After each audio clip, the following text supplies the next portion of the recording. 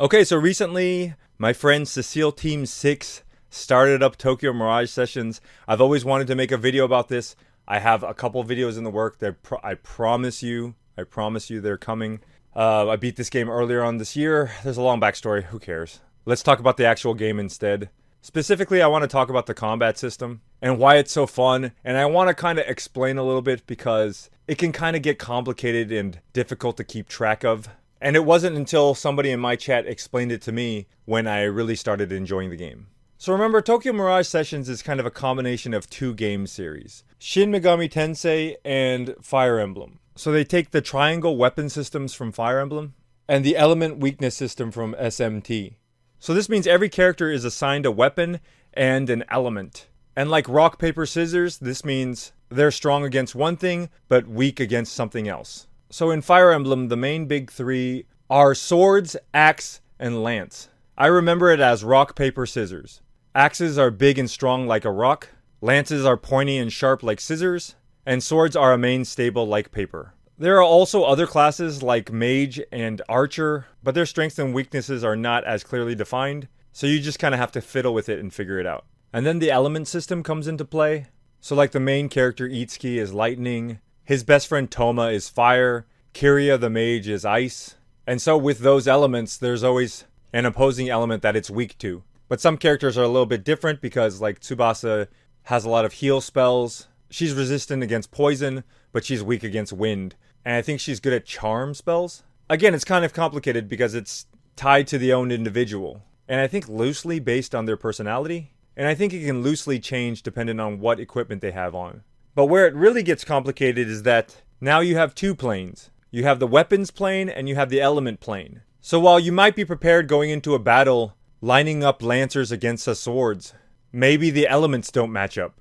Like your lancer is fire and all the bad guys are ice. So that in itself is still not like earth-shattering or anything, right? I think it's pretty standard Japanese RPG. But where Tokyo Mirage Sessions really differs itself is, one, the story. I recommend y'all play this game if you want to see a group of characters. They all hit the entertainment industry as kind of newbies. They're all trying to make it, they're training, and eventually they end up releasing CDs or music videos, and you kind of get to experience it with them as they're growing into these mega stars. You really do feel them facing these challenges as they're, getting casted in TV shows or in soft drink ads. And it's great to enjoy in their excitement as they're progressing towards their dreams. But on the combat side, where this game really is different is the session system, Tokyo Mirage Sessions. So they have this system set up where you learn these add-on chain skills. So basically think about it as a bunch of train cars. Each car is either a weapon or an element. And by learning these skills, you're basically learning how to couple certain elements or certain weapons together with others. So initially in the beginning of the game, you're just doing regular attacks. Your character runs forward, does the damage, and then jumps back to their original position. It's super bland, typical RPG stuff. But soon after, you'll learn how to chain Tsubasa's lance attack off of Itsuki's lightning. So now whenever Itsuki hits an enemy that's weak to lightning, Tsubasa will just jump in and use her lance to add on extra damage. And this doesn't just go between them two. They'll also each learn individual chain skills with the other character, Toma, as well. And then from there, not only will your characters pair up with each other, the third one can jump in as well, creating a longer chain. And then it gets really crazy because other characters will start joining your group. All of them with their different weapons and their different element properties, able to exploit other people's weaknesses on either of those two planes.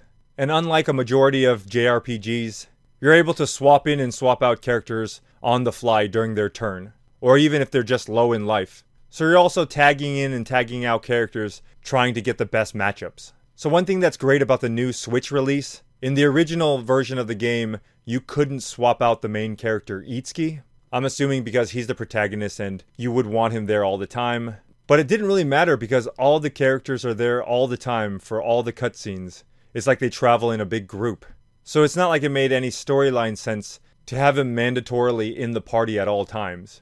As you can see, this would be a huge disadvantage because you're always going to have a swords and always have a lightning character, which means you're always going to have a certain weakness in your party if you can't swap that character out, which kind of defeats the purpose of the game. you know, having a system where you can swap out characters on the fly. But thankfully they changed that in the Switch version, so now you can actually change out your party for the best setup. So you've noticed that I've talked about protecting against weaknesses. If you can session chain the bad guys, then unfortunately, they can do it to you too. And that's where a lot of the difficulty comes. Sometimes you're fighting a pack of bad guys and one weakness will set off this chain of events where you're just getting hammered by the enemy. To be honest, it can feel kind of overwhelming and frustrating. I think maybe some of that might have to do with the fact that I played the Wii U version. Again, remember, you couldn't swap out Itsuki, so you always had one set of weaknesses where you couldn't prepare for. But then you have this realization that the main focus of your strategy should be to break up the link. Like there's this chain of bad guys all attacking you, doing damage, but if you can just take out one of the couplers, then the pain train stops. So then it becomes trying to realize which bad guy you need to kill in order to break the chain. So maybe there's like 3 swordsmen and 2 axemen and 2 lancers, but only 1 archer. And then you realize that everything is going through that one archer. He's the one link. So your goal should be to take him out as soon as possible.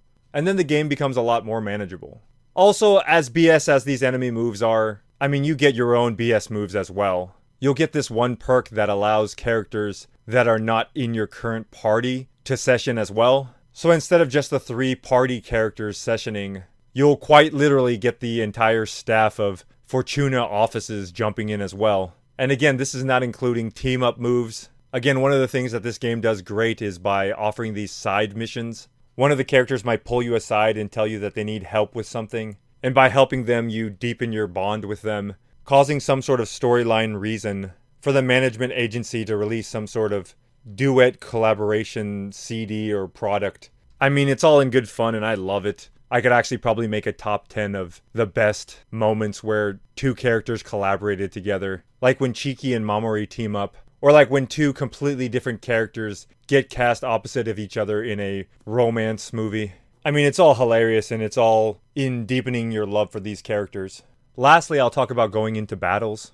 Every time you go into a new area or you go in to fight a boss, their weaknesses might not be overtly obvious. You could probably figure some of them out, but on others you might have to just take a stab at it.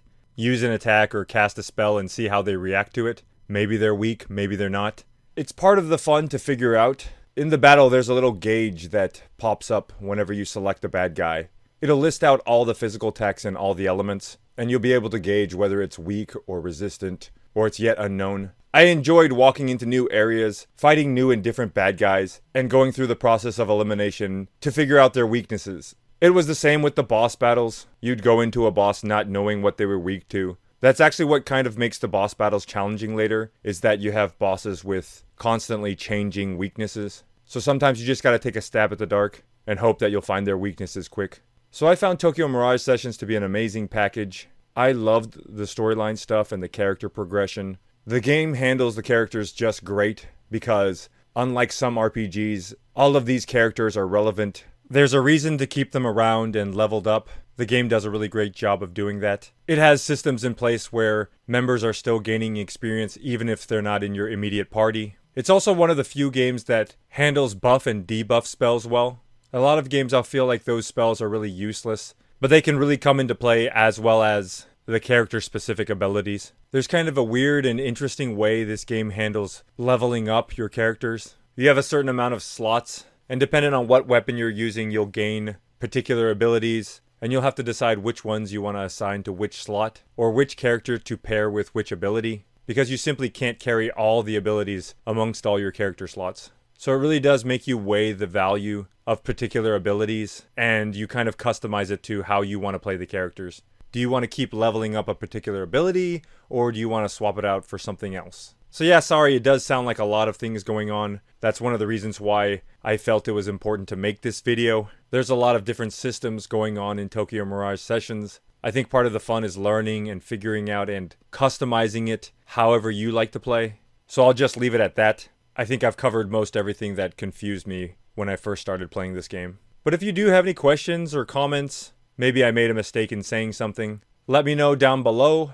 I want to do an official proper Tokyo Mirage Sessions video, as well as maybe some side spin-off ones covering various topics from characters to story. But that's it for this video. I want to say thank you for everybody who stuck around to the end. I hope you enjoyed it, and we'll see you next time. Bye.